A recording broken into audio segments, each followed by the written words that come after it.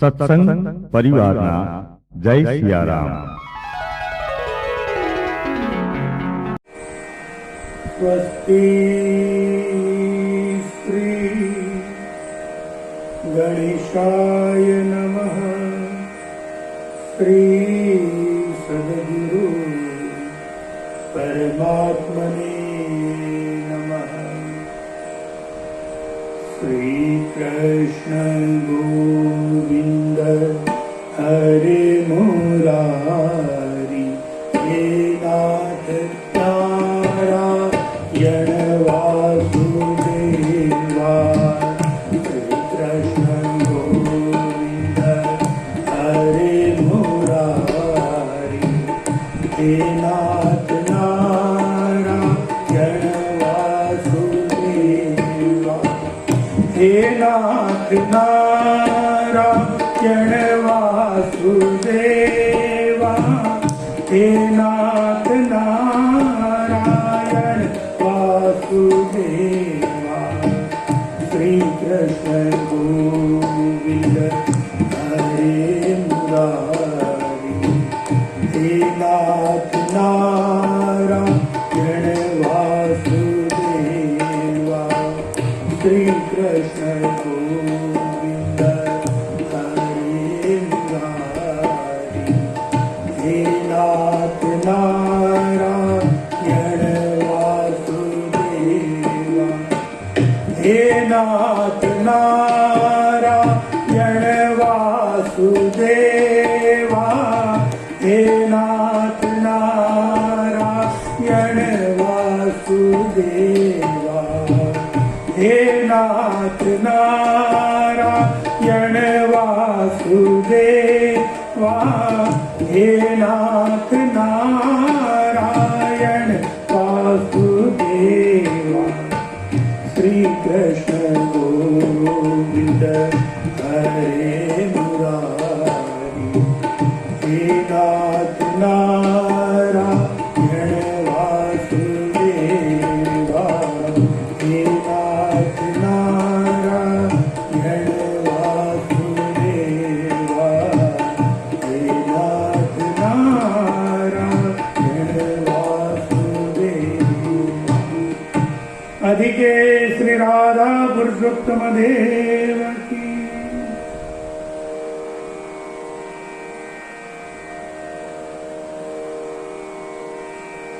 પુણ્ય પાવન પરમ પવિત્ર એવા પુરુષોત્તમ માસનો આજે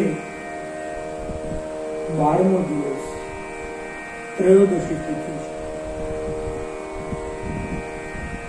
ગઈકાલે 13મા અધ્યાયની કથામાં આપણે ભગવાન શ્રી નારાયણના મુખેથી રાજા દ્રઢધન્વાનું સુંદર ચરિત્ર સાંભળી રહ્યા હતા. પોપટનું સતત બોલાતો શ્લોક રાજાના મન ઉપર એવો વાર કરી ગયો કે રાજા એકદમ શાંત થઈ ગયો. વિચારે છે કે આ મને શું કહેવા માંગે છે, આમાં જરૂર કંઈક તત્વ રહ્યું છે. અને એની સાથે 13મો અધ્યાય સમાપ્ત થયો હતો.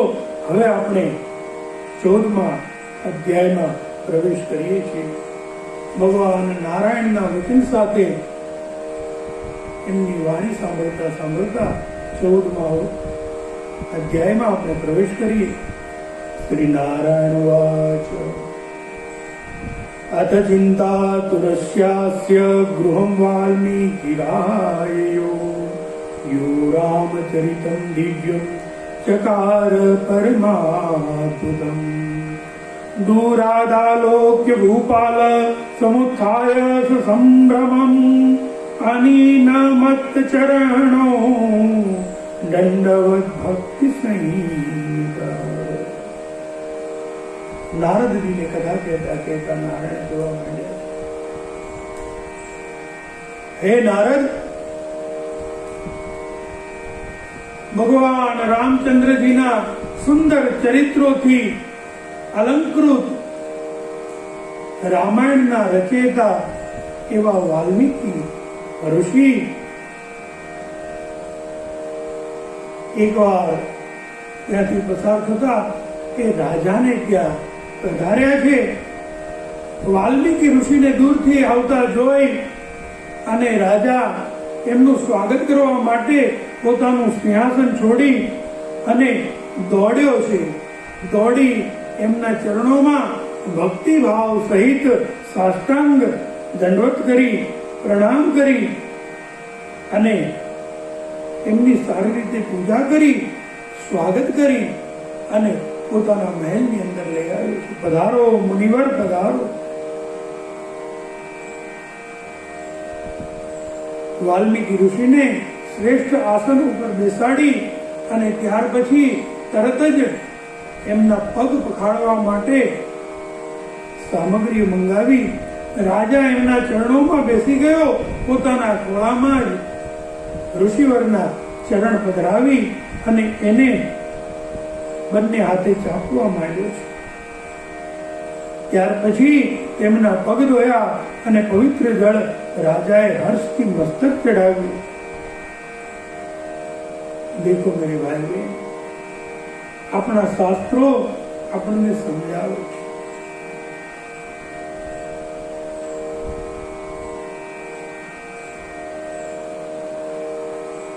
કોઈ પણ સંત મહાત્મા આપણે ત્યાં આવે કે આપણે એમની પાસે જઈએ તો જઈને તરત જ સીધે સીધા આપણા પ્રશ્નોના ઢગલા ન કરી દેવા, પણ પહેલા એમની સેવા કરવી જોઈએ.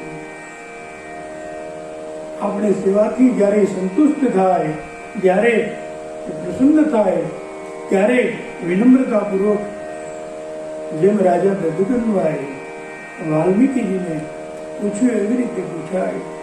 અને રાજા દ્રઢધન્વા પોપટનું પેલું વચન યાદ કરી અને કહેવા માંડ્યું છે,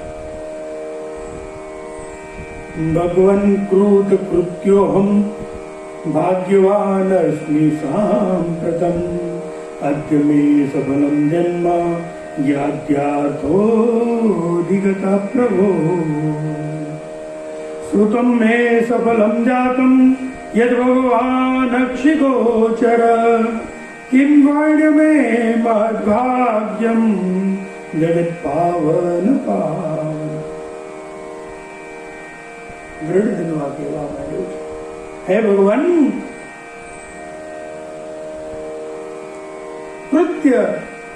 કૃતકૃત્યોહમ ભગવાન અસ્મિ સાંપ્રતમ. હે પ્રભુ, આજે આપના દર્શન થવાથી હું ખરેખર કૃતાર્થ થઈ ગયો છું, કૃતકૃત્ય થઈ ગયો છું અને ખરેખર હવે હું ભાગ્યશાળી થયો હોઉં એવું મને લાગે છે. હે પ્રભુ, આજે મારો જન્મ સફળ થઈ ગયો અને આજે મેં જે સર્વ પુરુષાર્થ કર્યો હતો, જે શાસ્ત્ર જ્ઞાન પ્રાપ્ત કર્યું હતું, શાસ્ત્ર શ્રવણ કર્યું હતું, આજે જાણે સફળ થઈ ગયું હોય એવું મને લાગે છે, કેમ કે આપના મને દર્શન થયા. હે જગતને રામાયણ રૂપી અમૃત તુલ્ય શાસ્ત્ર અર્પણ કરનારા અને આજે મારી ઉપર આવી કૃપા વરસાવનારા, હું ખરેખર ખૂબ આનંદિત થયો છું. આપ અહીં પધાર્યા. અહીં કથા કરતા ભગવાન નારાયણ કહે છે, હે મુનિ શ્રેષ્ઠ, વાલ્મીકીની એમ કહી રાજા દ્રઢધન્વા બોલતા બંધ થયો અને ત્યારે વિનયવાન એ રાજાની સામે જોઈ અને વાલ્મીકી ખૂબ આનંદિત થતા, હર્ષ પામતા પામતા કહેવા લાગ્યા છે. વાલ્મીકી ઉવાચ સાધુ સાધુ નૃપશ્રેષ્ઠ ત્વય્યેતદુપપદ્યતે ચિંતાતુર કથમ રાજન વદ સર્વ મનોગતમ.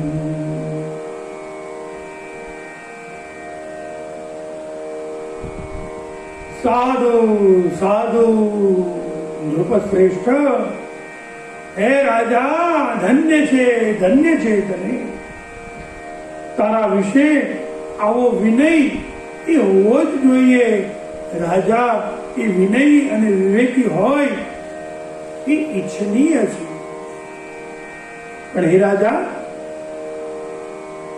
ચિંતાતુર કથમ રાજન વદ સર્વ મનોગતમ કશ્ચિત ઉક્તમ સ્પૃહાતેસ્તિ તત્વદસ્વ મહામતે.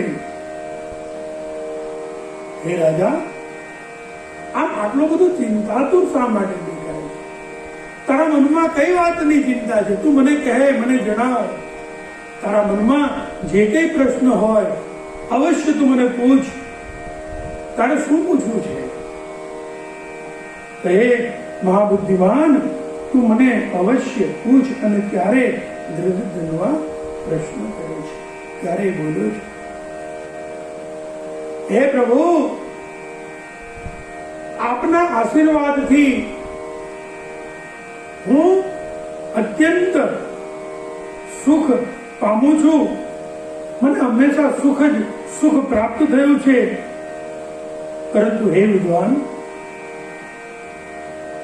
મારા હૃદયમાં એક મોટો સંદેહ છે.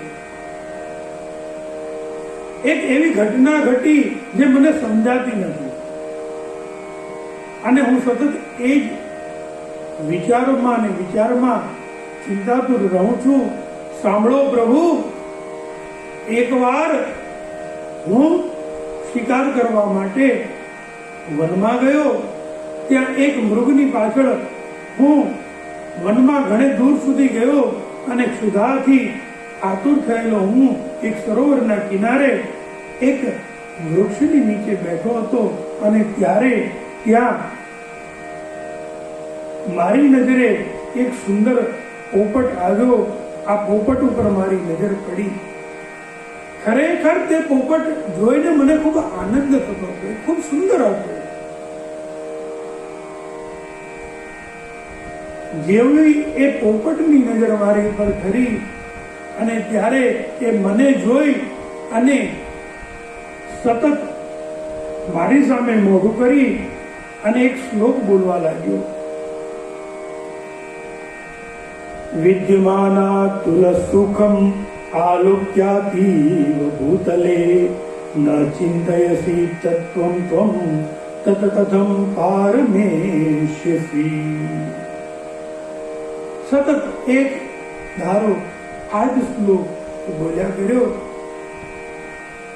મને આ શ્લોકમાં કંઈક ગર્ભિત આંક હોય એવું લાગે છે.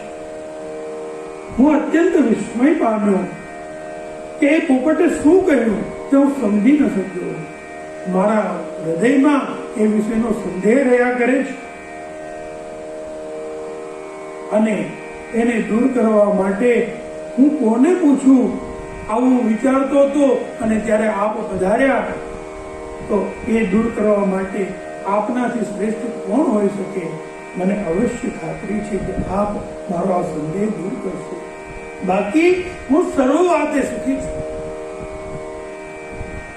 મારે 4 પુત્રો છે, આજ્ઞાંકિત પુત્રો છે, વળી સંસ્કારી છે, હોશિયાર છે, પરાક્રમી છે, અને ભક્તિભાવ વાળા પણ છે. મારે અતિ ચતુર હોશિયાર દીકરી પણ છે. મારી પત્ની પણ પતિવ્રતા છે.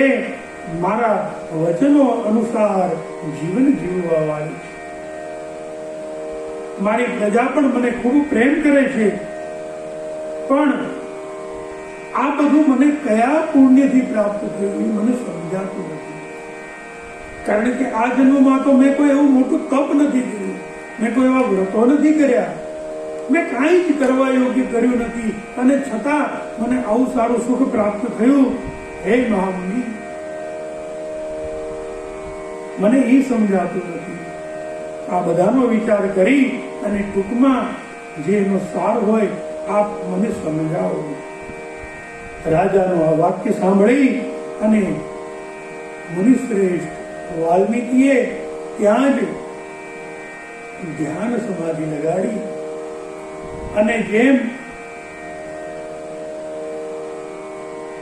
હાથમાં આપણે કોઈ ફળ, આમળું, કેરી હાથમાં લઈ અને એની બધી બાજુ જોઈ શકીએ એવી રીતે મહર્ષિ વાલ્મીકીએ એ રાજાની ત્રણેય અવસ્થા, આલોક, પરલોક, ભવિષ્ય, ભૂત બધું જ જોઈ લીધું અને પછી હૃદયમાં નિશ્ચય કરી અને રાજા પ્રત્યે એમણે કહેવા માંડ્યું, વાલ્મીકિર્વાચ શૃણુ ભૂપતિ શાર્દુલ પ્રાગ જન્મચરિતમ તવ. હે રાજા, સાંભળ, હવે હું તને તારા પૂર્વજન્મનું ચરિત્ર કહું છું. તને તારો પ્રશ્ન છે ને કે આ બધું તને કેવી રીતે પ્રાપ્ત થયું, તો સાંભળ, ગયા જન્મમાં તારું શું કાર્ય તે કર્યું એ હું હવે તને કહેવા જઈ રહ્યો છું. આમ કરી અને વાલ્મીકી કહેવા માંડ્યા છે કે રાજેન્દ્ર, પૂર્વ જન્મમાં દ્રવિડ દેશમાં ઉત્પન્ન થયેલો તું સુદેવ નામનો એક શ્રેષ્ઠ બ્રાહ્મણ હતો અને તામ્રપર્ણી નામની નદીના કિનારે તું રહેતો હતો. ત્યારે પણ તું સત્યવાદી, ધાર્મિક અને જે કંઈ મળે તેનાથી સંતોષ રાખનારો હતો. વેદાધ્યયન કરનારો તથા વિષ્ણુ ભક્તિમાં પરાયણ રહેનારો હતો અને અગ્નિહોત્ર આદિ યજ્ઞોથી તે હરિને ખૂબ સંતુષ્ટ પણ કર્યા હતા. એમ સર્વકાળે વર્તતો તારે સુંદર પત્ની હતી. આ પત્નીનું નામ હતું ગૌતમી. ગૌતમ બ્રાહ્મણની પવિત્ર પુત્રી હતી, માટે લોકો તેને ગૌતમીના નામથી જ ઓળખતા હતા. જેમ પાર્વતી ભગવાન શિવજીની સેવા કરે છે એમ હે રાજા, ગૌતમી એ તારી સેવા કરતી હતી. એ જન્મમાં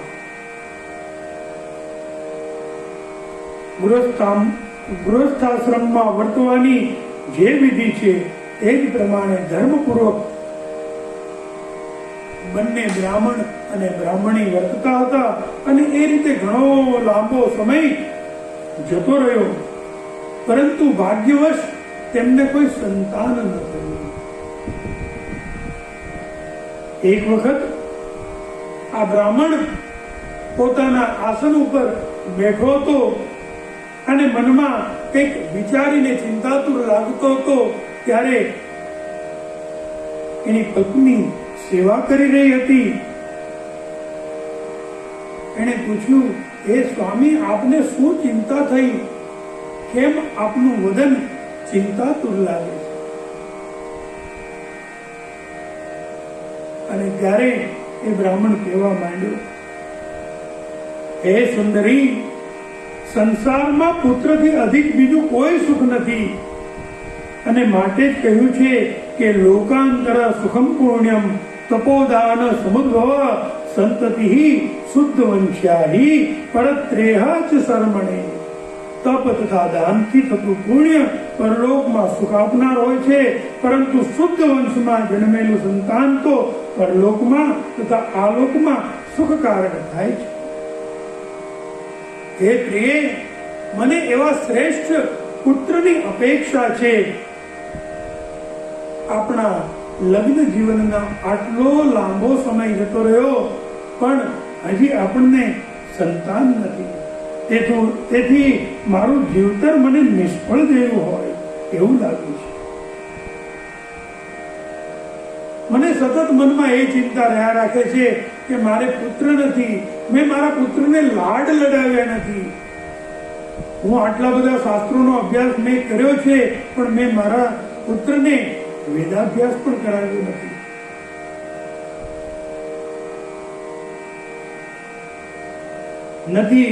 મારા પુત્રના હું વિવાહ કરી શકતો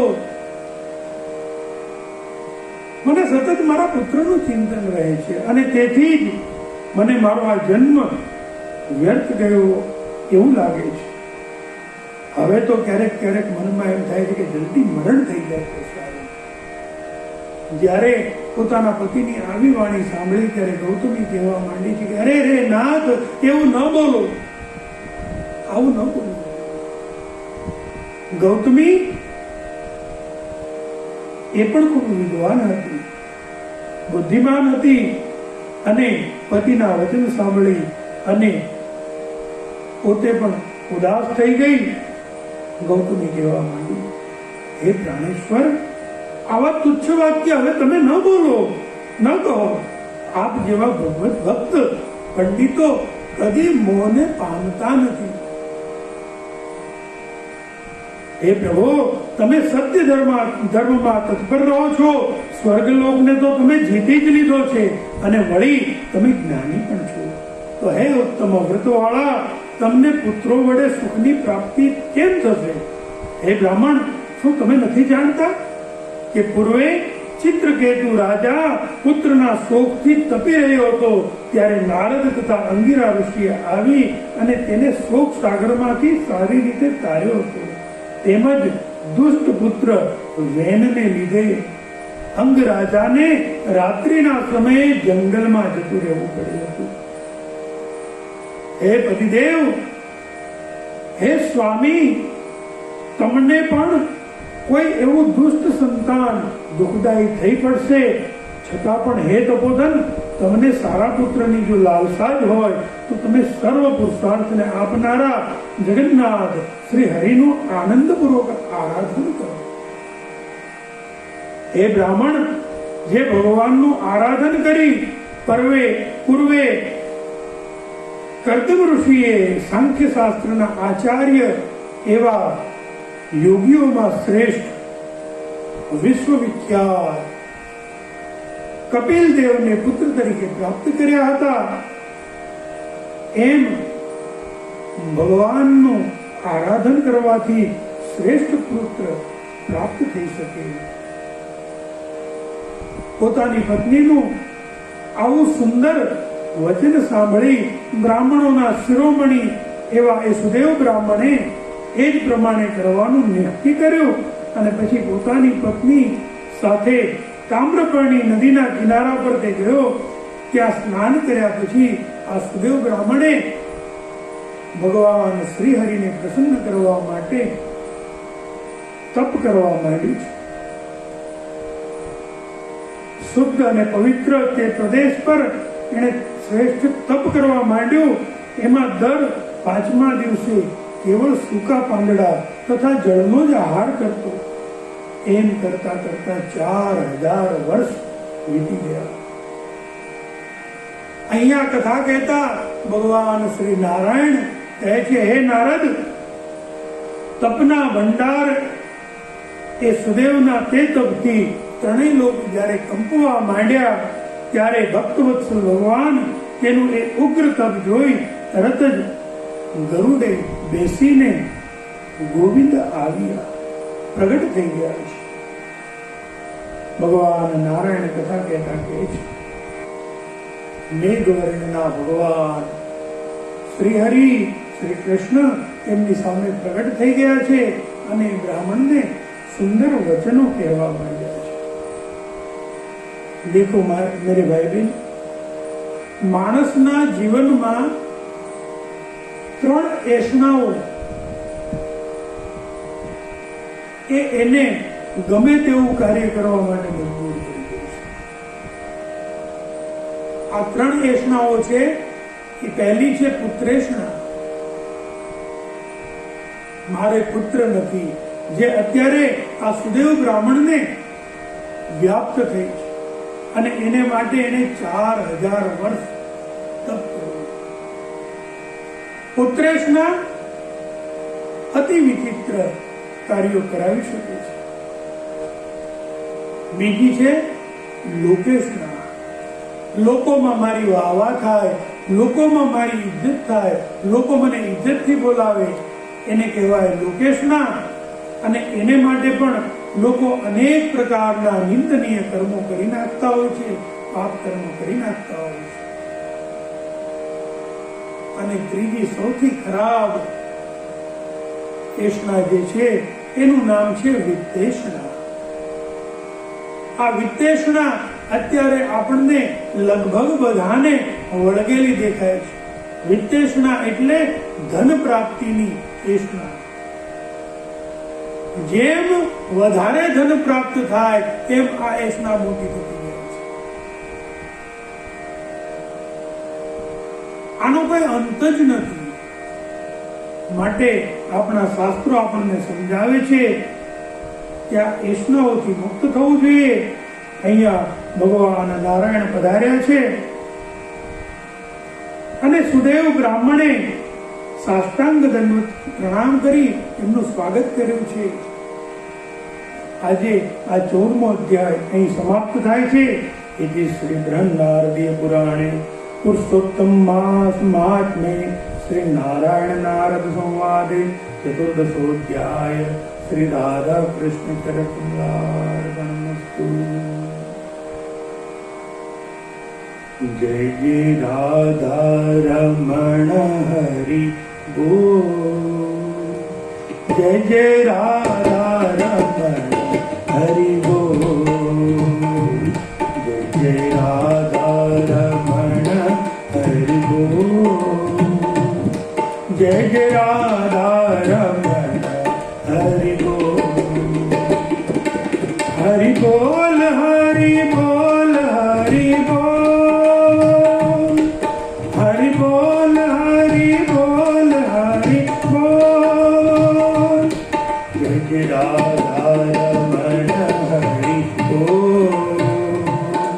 જય જય રાધા રમણ હરિ બોલ. જય જય રાધા રમણ હરિ બોલ. જય જય રાધા રમણ હરિ બોલ. હરિ હરિ બોલ હરિ હરિ બોલ હરિ હરિ બોલ હરિ હરિ બોલ હરિ હરિ બોલ હરિ હરિ બોલ હરિ હરિ બોલ હરિ હરિ બોલ હરિ હરિ બોલ હરિ હરિ બોલ હરિ હરિ બોલ હરિ હરિ બોલ. જય જય રાધા રમણ હરિ બોલ. જય જય રાધા રમણ હરિ બોલ. જય જય રાધા રમણ હરિ બોલ. જય જય રાધા રમણ હરિ બોલ. જય જય રાધા રમણ હરિ બોલ. જય જય રાધા રમણ હરિ બોલ. अधिके श्री राधा पुरुषोत्तम देव की जय. नमः पार्वती पते हर हर મહાદેવ હર. આવતીકાલની કથામાં ભગવાન શ્રી કૃષ્ણ સુદેવ બ્રાહ્મણને પુત્રનું વરદાન આપવાની ના પાડે છે. શા માટે ના પાડે છે? અને તેમ છતાંય સુદેવ બ્રાહ્મણને ત્યાં પુત્રનો જન્મ થાય છે. કેવી રીતે થાય છે? આ બધી કથા આપણે આવતીકાલે જોશું. આજના સત્રને આપણે અહીંયા વિરામ આપીએ. જય સિયારામ. આપ આપના આપ્તજનોને સંભળાવી આપનું અને સત્સંગીઓનું જીવન ધન્ય કરશો એ જ અભ્યર્થના સાથે સત્સંગ પરિવારના જય સિયારામ, જય સિયારામ.